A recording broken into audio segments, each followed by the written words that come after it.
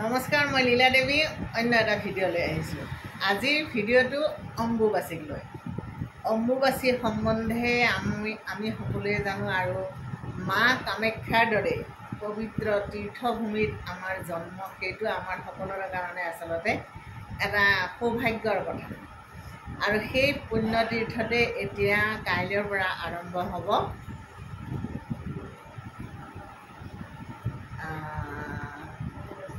অম্বুবাচী মেলা। আৰু এই অম্বুবাচী মেলাৰ সময়ত অগণন ভক্তৰ ভিৰ হয়। মাৰ দুৱাৰ বন্ধ থাকে, কিন্তু বাহিৰৰ পৰা তেওঁক পূজা প্ৰাৰ্থনা কৰা ভক্তৰ সীমাহীন সংখ্যা, গণি শেষ কৰিব নোৱাৰে। বিশ্বাস কৰা হয় যে এই সময়ত তেওঁ যিহেতু এই সময়ত আৰামকৈ থাকে, ভিতৰতে থাকে, গতিকে আপুনি যি মনেৰে প্ৰাৰ্থনা কৰে তেওঁ একান্ত মনে সেই প্ৰাৰ্থনা শুনে আৰু তেওঁ সন্তুষ্ট হৈ মনোবাঞ্ছা পূৰ্ণ হোৱাৰ আশীৰ্বাদ প্ৰদান কৰে। আৰু সেইকাৰণে এই সময়ত ভক্তৰ ভাবিব নোৱাৰা ধৰণৰ ভিৰ এটা হয়, এটা শক্তি। সেই তীৰ্থভূমিত, সেই পাহাৰৰ, এই নিৰ্দিষ্ট সেই পাহাৰৰ ঠাইখিনিত, নীলাচলৰ সেই পাহাৰখিনিত এবাৰ থিয় হৈ যদি আপুনি মাক প্ৰাৰ্থনা কৰে, তেতিয়াহ'লে এটা শক্তি আপুনি পায়, যিটো শক্তিৰ কামনা কৰি অসংখ্য ভক্তৰ তাত ভিৰ হয়। এইটো হ'ল প্ৰথম কথা। দ্বিতীয় কথা হ'ল, এই সময়ত মাৰ ৰজস্বলা হয় আৰু মাৰ লগতে প্ৰকৃতিও ৰজস্বলা হোৱা বুলি ধাৰণা কৰা হয়। লোকবিশ্বাস এটা চলি আহিছে যে এই সময়ত প্ৰকৃতি ৰজস্বলা হয়, প্ৰকৃতি উৰ্বৰা হয়। এই 3 দিন, 22 তাৰিখৰ পৰা 22, 23, 24, 25, 26, এইকেইদিন কোনো বস্তু কি হয়, মাটি খন্দা নহয়, কোনো গছ পুলি ৰোৱা নহয়, ধৰিত্ৰীক কষ্ট দিয়া নহয়। এইকাৰণে যে এইয়া পৃথিৱীৰ ৰজস্বলা হোৱাৰ সময়ত পৃথিৱীকো মাতৃ বুলি গণ্য কৰা হয়। মাতৃৰ গৰ্ভৰ পৰা সন্তান যেনেকৈ জন্ম হয়, ধৰিত্ৰীৰ বহুতো নানা ধৰণৰ গছ গছনিৰ জন্ম হয়। গতিকে ধৰিত্ৰীকো মাতৃ আখ্যা দিয়া হয়। আৰু এই সময়ত যিহেতু ধৰিত্ৰী ৰজস্বলা হয়, গতিকে ধৰিত্ৰীক কষ্ট দিয়া নহয়। 3 নম্বৰ কথাটো হ'ল, আমাৰ বহুত ঋষি মুনি, পূজা আৰু সতী নাৰীয়ে এইকেইদিন ৰন্ধা বস্তু, জুইত গৰম কৰা বস্তু নাখায়। এইকাৰণে নাখায় যে এইকেইদিন ধৰিত্ৰী আচলতে উত্তপ্ত হৈ থাকে।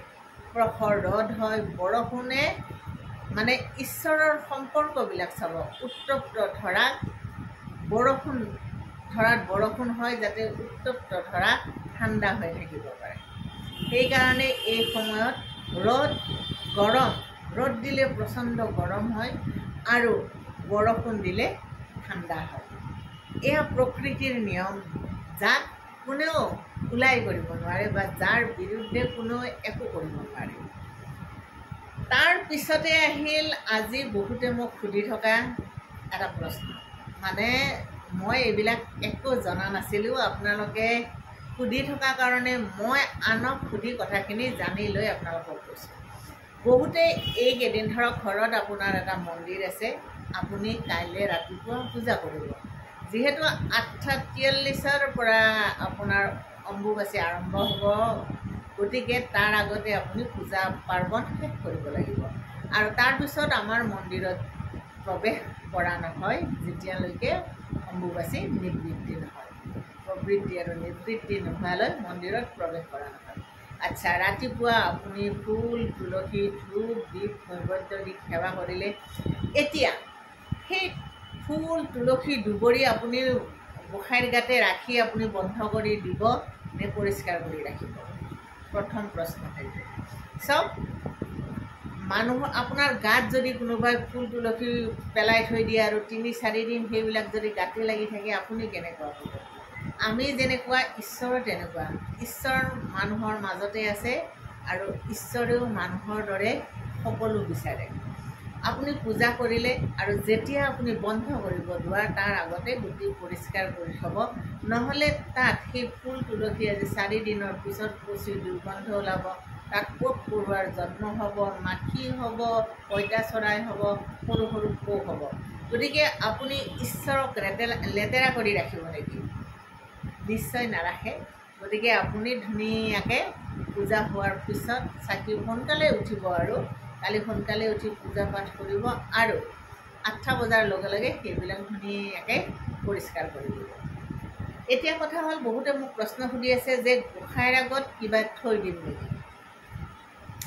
গোসাঁইৰ আগত যদি আপুনি আম কল থৈ দিয়ে পচি যাব। কল থৈ দিলে আপুনি জানে তাত সৰু সৰু পোক হয়।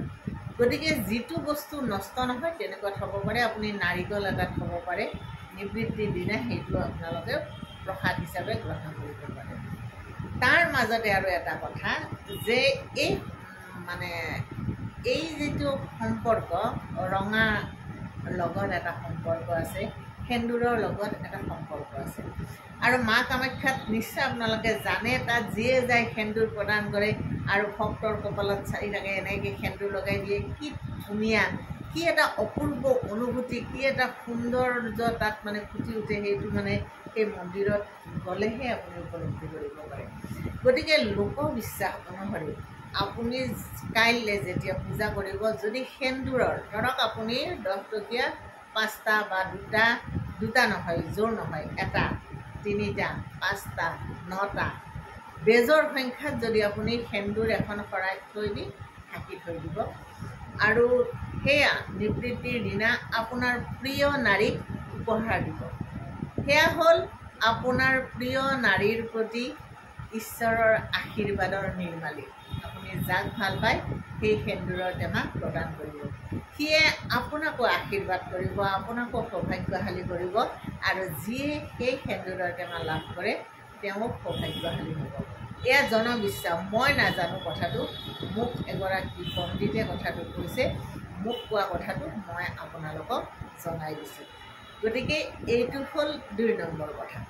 3 নম্বৰ কথা হ'ল, এই যে মাক আপুনি সজাই ৰাখিছে, কাপোৰ পিন্ধাই ৰাখিছে, অলংকাৰ, সেইবোৰ খুলি দিব লাগিব।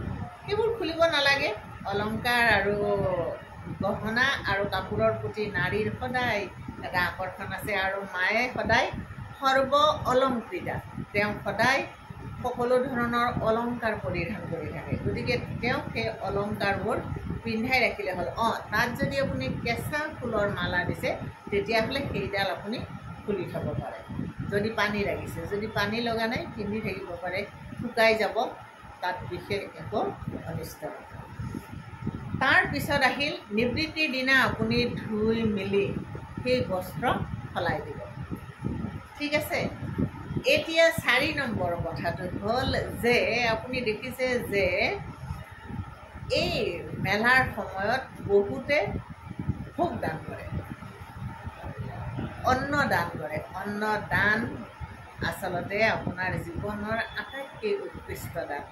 আপুনি আপোনাৰ হাতেৰে কাৰোবাক অকণমান অন্ন প্ৰদান কৰিব পাৰিছে, সেইটো আপোনাৰ কাৰণে আটাইতকৈ উৎকৃষ্ট কাম। আৰু এটা কথা মনত ৰাখিব, আপুনি কাৰোবাক কিবা এটা দান কৰিলে সেইটো পুনৰ আপোনালৈ উভতি আহিব। আপুনি যেতিয়া কেতিয়াবা এটা বিপদত পৰিব দেখিব, আপুনি অন্ন গ্ৰহণ নকৰাকৈ থাকিব লগা নহয়। কোনোবা প্ৰকাৰে আপোনাৰ হাতত অন্নৰ বাতি এটা পৰিব। এই যে আপুনি এদিন অন্নদান কৰিলে তাৰ ফলটো কোনোবা সময়ত, কোনোবা বিপদৰ সময়ত আপোনাৰ হাতত আহি পৰে। আপুনি কৰ্মক বিশ্বাস কৰে নে নকৰে নাজানো, কিন্তু নিজৰ জীৱনত ঘটা আপোনাৰ বিপৰ্যয় কেতিয়াবা মনত পেলাই চাবচোন যে আপুনি কৰা এটা উপকাৰে আপোনাক ঘূৰি ঘূৰি আহি কেতিয়াবা সেই উপকাৰটো আপুনিও লাভ কৰিব। এইবিলাক আধ্যাত্মিক তত্ত্ব কথা। এই কথাবিলাক সৰুৰ পৰা শুনি আহিছোঁ আমি, একান্তকৰণে আমি বিশ্বাস কৰোঁ। আৰু আজি যিহেতু বহুতে আগ্ৰহ কৰিছে শুনাৰ কাৰণে মই কথাখিনি আপোনালোকক কৈ দিলোঁ। গতিকে অন্ন দান কৰিব পাৰে, কাক দান কৰিব সেইটো আপোনাৰ কথা। আপুনি গৈ তাত অন্নদানৰ কাৰণে মাননি এটাও প্ৰদান কৰিব পাৰে, বা আপুনি কোনোবা নিকটকো খুৱাব পাৰে। ধৰক এজন কৰ্মী মানুহ খুব কাম কৰে, কিন্তু এইকেইদিন তেওঁ কিবা কাৰণত কাম পোৱা নাই, তেওঁৰ চলিবলৈ দিগদাৰ হৈছে, তেতিয়াহ'লে তেওঁক আপুনি অন্নদান কৰিব পাৰে। গতিকে মই জনা এইখিনি কথা আপোনালোকক জনালোঁ।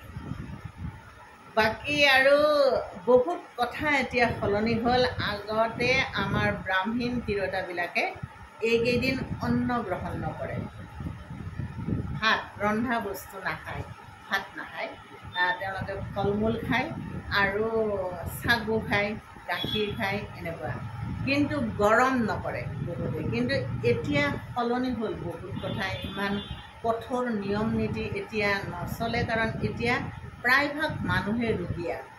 আগৰ সেই যোগীৰ, আগৰ সেই ত্যাগীৰ মনোবল, সেই দৃঢ়তা, সেই শাৰীৰিক পৰিশ্ৰম কৰাৰ ক্ষমতা আজিৰ মানুহৰ নাই। আজি প্ৰায়ভাগ মানুহে ৰোগীয়া, খাদ্য অভ্যাসৰ কাৰণে, মেইনলি খাদ্য অভ্যাস আৰু খাদ্যত মিহলোৱা নানান ধৰণৰ বীজাণুৱে ইয়াৰ কাৰণ। মই বীজাণু বুলি এইকাৰণে কৈছোঁ যে ৰাসায়নিক যিবিলাক সাৰ প্ৰদান কৰা হয় সেইবিলাকো বীজাণুৱে, কাৰণ সেইবিলাকো আমাক আক্ৰমণে কৰে, শৰীৰৰ একো উপকাৰ নকৰে, অপকাৰে কৰে। সেইটো কাৰণে কৈছোঁ, কোনোবাই ভুল ধৰিলেও ক্ষমা কৰিব, শব্দটো যদি কওঁতে ভুল হ'ল। কিন্তু আগৰ সেই শাৰীৰিক ক্ষমতা আজিৰ মানুহৰ নাই। গতিকে এতিয়া কিছু নিয়ম শিথিল কৰা হৈছে।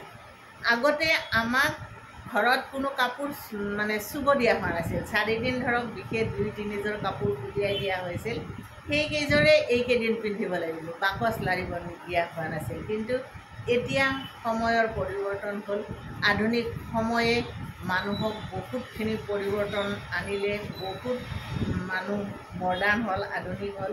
গতিকে আধুনিক জীৱন যাত্ৰাত মানুহ বহুত কথা সলনি কৰিবলৈ বাধ্য হ'ল।